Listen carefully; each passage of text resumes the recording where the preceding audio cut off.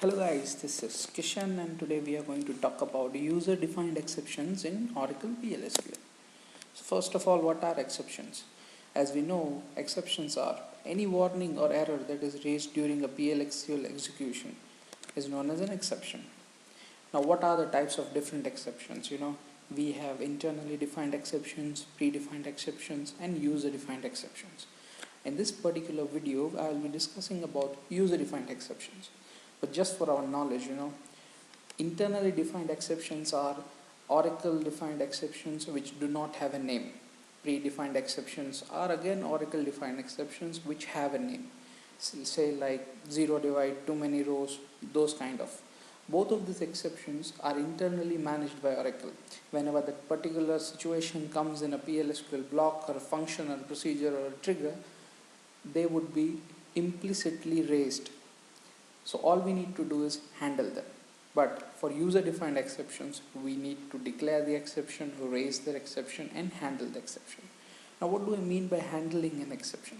What happens is, as soon as an exception is raised, the execution of the program jumps to the exception block and tries to, handle. If there is a handle on that exception written, like when, exception name, then the code in that handle is executed. If there is no exception block found with that particular handle, the program just goes to the host environment. So as I told, we will be discussing on user-defined exceptions. So user-defined exceptions are when PLSQL allows user to define an exception in the declare section and use them. Those are known as user-defined exceptions. I'll just show you a pretty good examples on that. So as I told before, unlike predefined exceptions, user-defined exception has to be raised, first of all declared and then raised explicitly by the user. So we can work with user-defined exceptions in three ways. Either we can do the first ways, either we can do a declare in the declare section, then raise the exception in the begin section, and then catch it in the exception section. The other thing is we can use pragma exception in it. As you know, we have talked about SQL code and SQL error message in our previous videos. If you haven't gone through that, please do look at that video. So we can associate a particular error code with our exception, our user-defined exception. And we can also use something called as raise application error. In that, we can even define an error message to our exception. There's no need to also declare or do anything with this raise application error. What I'll do is, instead of speaking much, I'll just show you some pretty good examples on it. So over here, keeping the things very simple, what I did is, I took a variable called as salary, another variable called as max salary. And I gave two values to this. I gave salary as 1000, max salary as 500. So as we can see, P salary is greater than max salary. So in this situation, I want to raise an exception. And then I'll show you how to create that user-defined exception and all the three ways which I just talked in the previous slide. So this is the first way which we talked in the slide. That is about declaring the exception, raising it, and then catching it. So as you can see, you can declare an exception like this. Just give an exception name and give the type as exception. See, you are not declaring a variable over here. Please do not mix it with the declaration of variables here. This is not a variable. This is a exception declaration. So over here I just gave an sal too high. That is the name of the exception that I want. And I've done the keyword as exception. So this is simple declaring of an exception. Now comes the part of raising the exception. Say suppose I want whenever that P cell is greater than maximum of salary, I want to raise this.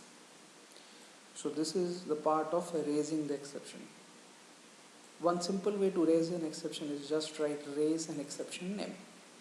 So the exception would be raised here, it will go to the exception block, and then it will try and get it into one of the exception written over here. So here the named exception is written. Say when salary too high, that is my exception, then do these things. It can be anything, so I have just written something like the execution block. This exception block is executed, the SQL code and SQL ERM.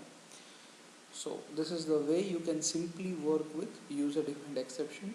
You can declare them in the declare section, then you can raise them in your code wherever required, and then you can catch them in the exception section with that same name. There are multiple ways to do it. I'll show you one after the other. So this is a very simple example. I'll just execute it. As you can see, what happened is over here 1000 got set to this p salary variable, then p max salary variable got 500. So this if condition, that is p salary is greater than p max salary, is satisfied. So it went inside this if block and it executed this raise statement. It says raise this exception, that is salary too high. So as soon as it gets this raise statement, what is the normal execution of the program stops. It goes and finds an exception block. So it gets it over here, and over here it will try inside it will try and find it. Inside it is a hierarchical check.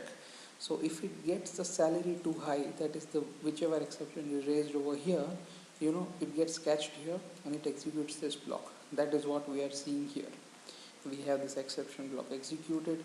SQL code is currently 1, and SQL ERRM, that is SQL error messages, user defined exception.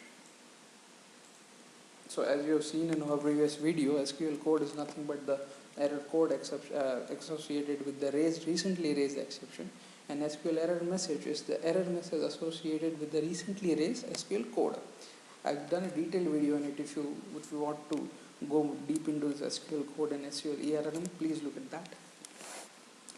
So yes, as we were seeing here, the SQL code is 1, SQL ERRM is user defined exception.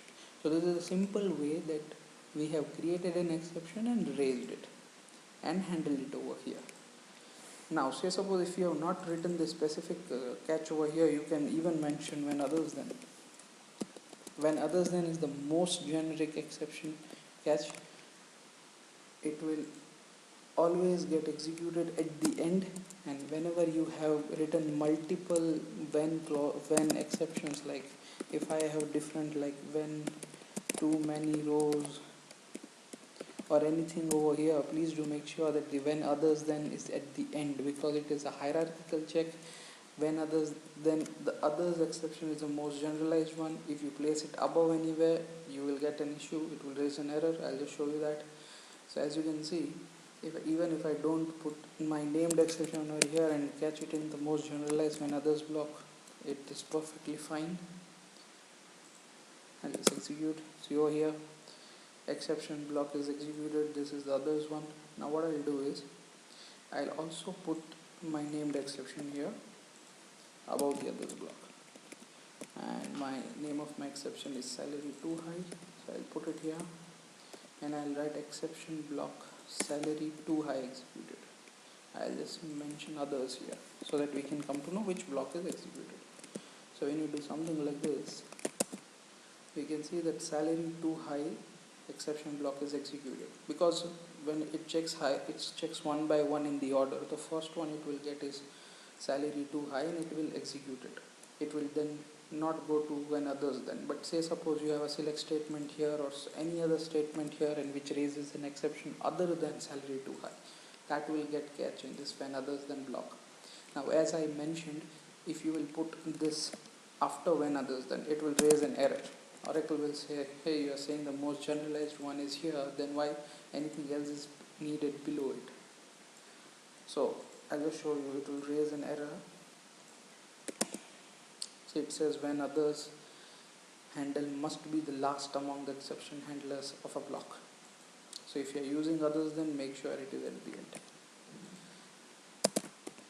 And even you can have like when this exception or some other exception. Say suppose you have one more user defined exception, name is ABC, you can put it here. Or you want to catch too many rows also in this one, the predefined exception of Oracle, that is too many rows. I wanted this also, you can put it. You can keep an AND clause and can catch as many exceptions you want in a single block, See, as you can see, the salary too high is executed. This part is executed. You can have this or this or this multiple ways, but you cannot have an on or others. Now that is prohibited. Others should be at the end only. So this is a simple way of working with exception. A very simple way. Just declare it, raise it, and use it. So now coming to the other part. Now say suppose over here you are getting SQL code as just one, but I want to associate an SQL code with my user defined exception. So in that case is what we need to use is, this is the second example where I will be using pragma exception in it.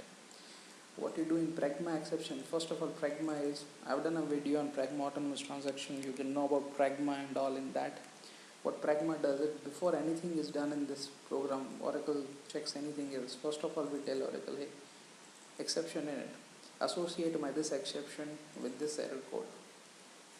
That's it. That is what we tell Oracle through this statement, that I have declared an exception called as salary too high, and I want to associate this minus 20,001 to it. So this will be my error code. This is what I am stating by this simple statement. All the things rest are same. I have declared the same exception here. I have raised it the same way. I have catched it with the same way. But now when I'll execute it, you will see that there is an SQL code. See over here, I get an SQL code is minus 20,001. Over here I was getting just one. I have associated an error code with this. Please make sure that your error code is in the range of minus 20,000 to just minus 20,999. This is given by Oracle. This is the range that they have given for user defined exceptions. You cannot go beyond that because Oracle is using other codes for their own predefined exceptions and all. So whenever you are giving an exception error SQL code, just give it between these two ranges. So as we can see, what I did is, after declaring my exception, I have just mentioned pragma exception in it, bracket open. I give two variables to this. First one is the exception name, and the second one is minus 20,001. That is my error number. Now if you do something plus or minus, the explanations will be very good. Say suppose you will give the code first and then the exception name. It will take that the first thing should be the exception name, things like that. You can work around, play around, see for yourselves those things. But this is the way you can associate an error code, an SQL error code for your user defined exceptions. So this is the second part what I was talking about. Now coming to the third part.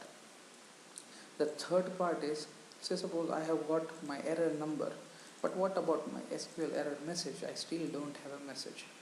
My message is just my SQL code. Okay, so I want to associate a message with it. You can do that by using a raise application error.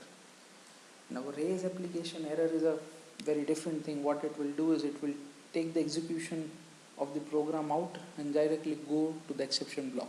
If there is no exception block, it will throw to the host environment. This is what raise application error does. Either it will go to the exception block, not found, it will go to the host environment. Now your host environment can be a PLSQL block, a procedure, or nothing. Like if I have this anonymous block, so my host environment is the session that I have connected. But say suppose I am using this raise application error in a procedure and I am calling that procedure from a PLSQL block. In that case, my host environment will be the PLSQL block. So those things are there. So what I want to do is, I want to associate the salary is too high. Salary is never too high, it is always less. But so let's say we can associate salary is too high, this error message, for our minus 20,001 SQL code. So what I did is, I have declared the exception, I have associated an error code with the exception, and then I have associated an error message with the exception. And then I'm catching this exception in this when salary too high, then I'm catching it in this named exception handler. So when I execute this, see, I get the error message. So I have the error code, I have the error message also. Previously I didn't have the error message when I didn't use this raise application error. So we have seen three things. First of all, without anything, just declare, raise, catch. We don't get any SQL code, we don't get any SQL error, but our work is done. If there is no need for you to go and put the SQL code to it or give an SQL error message to it, this is fine. You've done your task. But say suppose you want to store there are some coding standards you need to follow, and every user defined exception has been documented with a proper number. Then in that case you can associate a number to your exception using pragma exception in it. So you will get that error code. Now coming one more step ahead, you want to associate even an SQL error message. Go with raise application error. Just pass on the SQL error code and your message. So whenever this will be raised in this exception block, you will get your SQL code and SQL error message, as you can see over here. Now it is not really necessary that you will always catch this exception in the named block. Say suppose in this example, see, I have not declared any exception. I am not raising it with that raise statement. I don't have a pragma exception in it. In this I don't have anything. I just have one simple thing, and that is raise application error. What I do is I just written, if this is this, salary is greater than max salary, raise application error, this is my error code, this is my message. Simple as that. No declaration, no pragma exception in it, nothing. When you work this way, it is very well. I caught it in when others then block. As I said, when others is the most generic exception handler. It will catch any exception that is raised. Say suppose you are not sure what kind of exception your PLSQL block is going to raise, just write when others then. Any kind of exception that will be raised will be caught with this when others then block, and you can log those exceptions in your log tables. That is one of the simplest way to work it. But say suppose you are working in a logical way, like when you have something like you get too many rows, then you want to do something else, you want to branch your execution code somewhere else, or you want to change or set a variable. Say suppose you get no values and you get no data found exception. In that case you want to set a variable to a particular value and then do an insert. You can do it. So those ways are many ways through which you can use exceptions. So this is the one of the simplest way. No need to declare exception, nothing doing, just write raise application error, and you can catch it in when others then block. And see, you can see you have got the SQL error code and the SQL error message as it is. So this is one of the simplest way of working with raise application error. Mostly this raise application errors would be used inside a procedure, a function, a trigger, something like that. It can be like you have created a procedure, like I have created one with the name p exception test. What I do is, if 2 is greater than 1, which is always is, raise this application error minus 2002 and the error message, and I have done when others then and put some DBMS output blocks.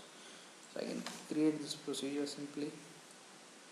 I'll clear these things out, create this procedure here. The procedure is created. Now I can execute this procedure.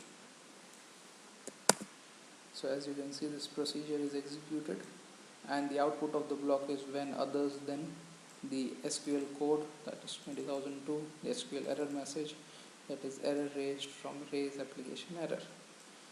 So what I did is, in a procedure I used this raise application error, gave it an error number, gave it a message, and just caught in when others then block.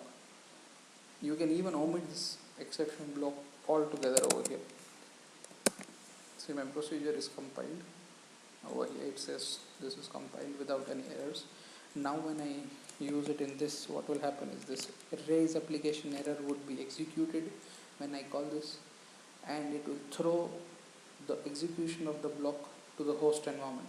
So the host environment is this PLSQL session. So when I do is, that is what it did.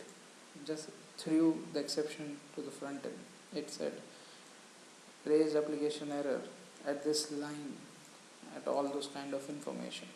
So even there is no need for you to explicitly, if that is the scenario that you want the exception to just throw back to the host environment, you can do it this way. But if you think that you don't want an abrupt throw but you want to have an exception catch over here, then you can write an exception block, catch those things there, continue the program ahead if you wish to, or just go to the next thing like that. So as we have seen in this tutorial, we saw three ways. First of all is declare it, then raise it, and handle that exception.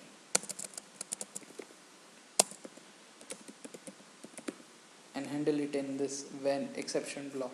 Second one is, here we don't give any error code and any error message, but if you want to have, you can use pragma exception in it, where you can associate a error code with your user defined exception.